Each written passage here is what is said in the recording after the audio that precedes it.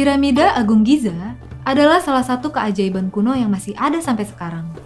Dibangun selama 20 tahun dengan 2 juta blok batu, sampai tingginya mencapai sekitar 146 meter. Tapi kalian tahu nggak sih, bangsa Mesir dulu pas lagi bikin piramid, belum kenal sama satuan meter. Terus, mereka ngukur piramidanya pakai apa ya? Nah, ini nih yang menarik. Coba kalian bentangin tangan kalian kayak gini. Jarak dari siku ke ujung jari terjauh kalian dikenal sebagai istilah 1 cubit. Tulisannya sih cubit, tapi bukan cubit-cubitan ya. Bacanya cubit. Dan sekitar 4.000 tahun yang lalu, bangsa Mesir jadiin 1 cubit ini sebagai satuan panjang mereka. Wah, bisa ya piramid itu berdiri? Padahal 1 cubit masing-masing orang kan beda-beda. Nah, karena susah buat nyamain panjang suatu benda kalau pakai satuan kayak cubit, lahirlah satuan sistem internasional yang disepakati oleh seluruh negara di dunia. Apa aja ya kira-kira satuannya? Yuk kita pelajari!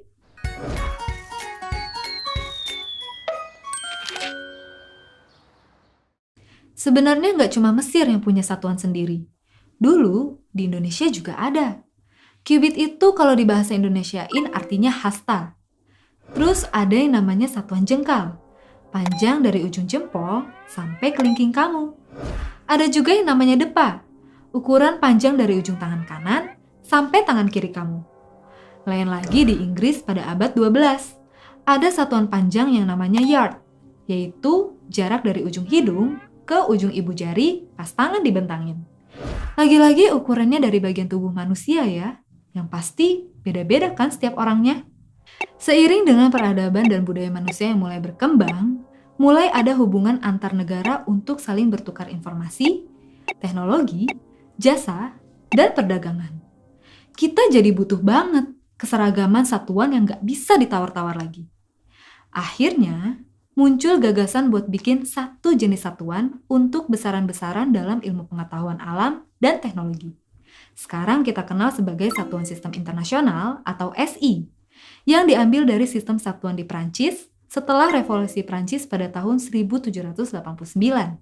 Besaran fisika adalah sesuatu yang bisa diukur dan dinyatakan dengan angka. Besaran yang paling dulu ditetapin dalam satuan SI adalah besaran-besaran dasar yang disebut sebagai besaran pokok.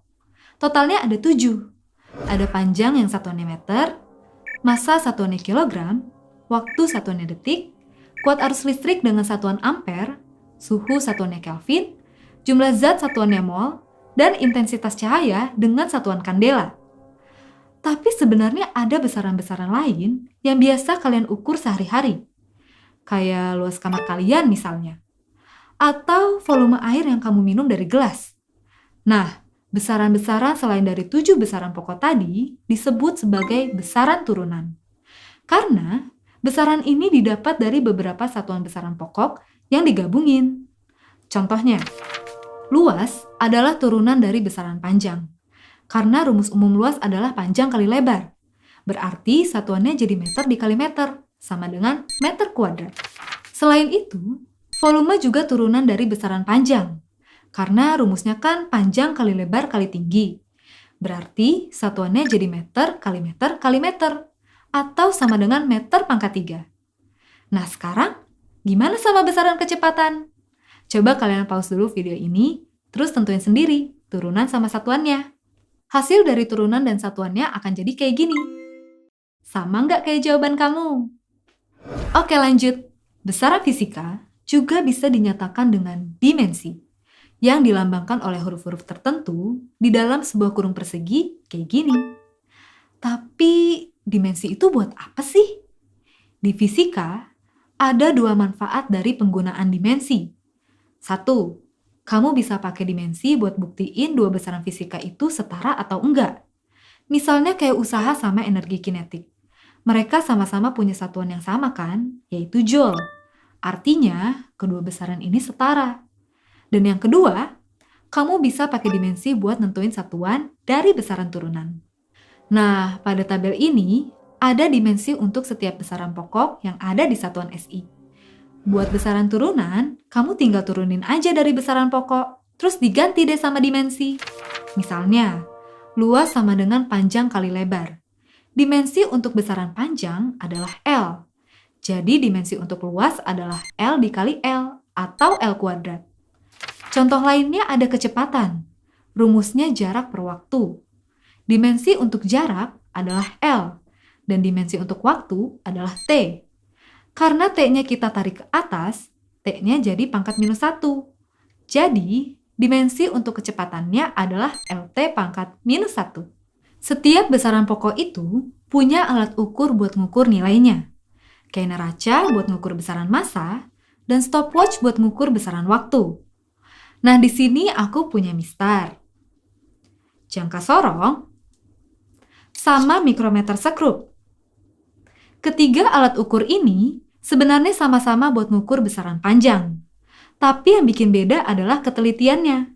Semakin kecil ketelitiannya, maka semakin presisi hasil pengukurannya. Yuk kita buktiin pakai 3 alat ukur ini. Misalnya kamu mau ngukur tebal HP ini. Pertama-tama kita coba ukur pakai mistar.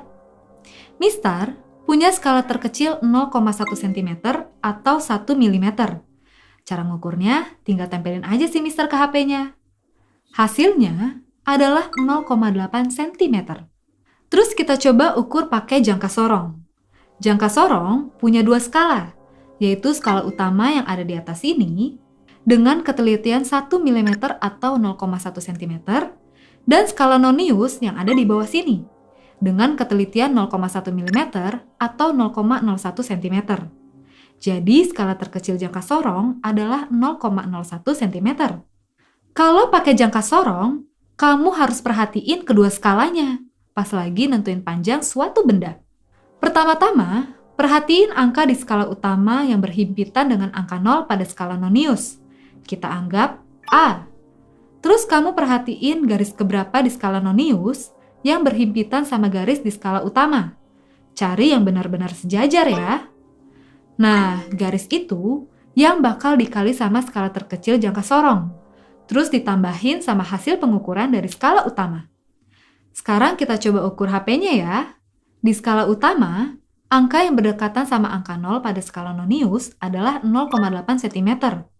Terus garis di skala nonius yang berhimpitan sama garis pada skala utama adalah garis kelima.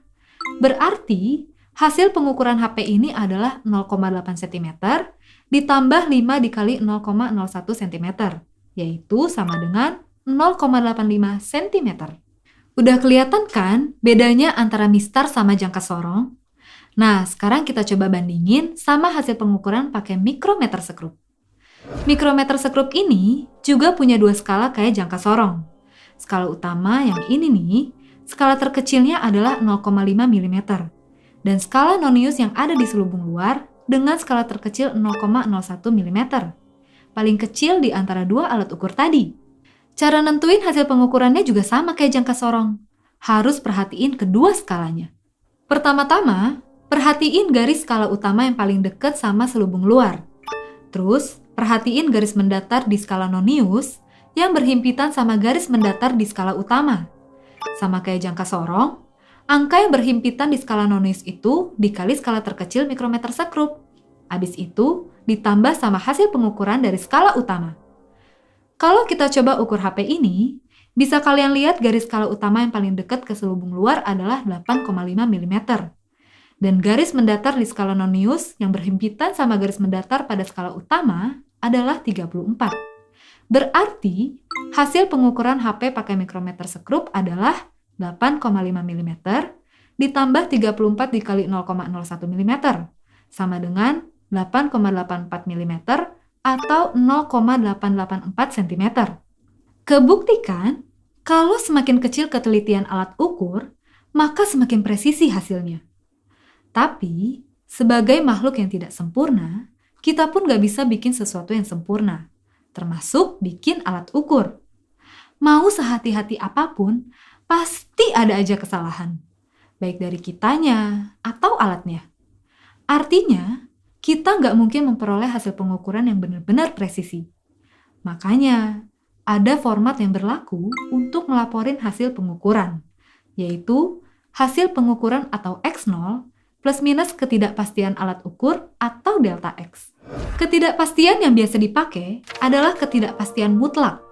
yaitu setengah dari skala terkecil alat ukur. Misalnya di mistar, ketidakpastian mutlaknya adalah setengah dari 0,1 cm atau 0,05 cm. Ketidakpastian mutlak untuk jangka sorong adalah 0,005 cm.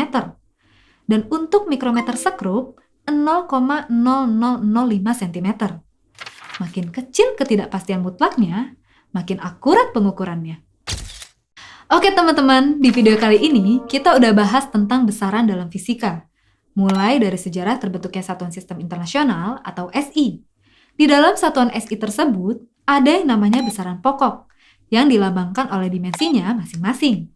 Misalnya L untuk panjang dan N untuk massa. Dari besaran-besaran pokok tadi, kita bisa dapat besaran turunan. Contohnya luas, dengan dimensi L pangkat 2 dan kecepatan yang dimensinya L per T atau LT pangkat minus 1. Terakhir, kita juga belajar tentang 3 jenis alat ukur untuk besaran panjang, yaitu mistar, jangka sorong, dan mikrometer sekrup. Kita juga belajar cara nentuin hasil pengukurannya. Oke deh teman-teman, udah pada ngerti belum? Kalau masih rada-rada bingung, kalian bisa ngulang lagi materi video ini dengan cara klik timestamp di bawah video ini ya. Selamat belajar! Bye-bye!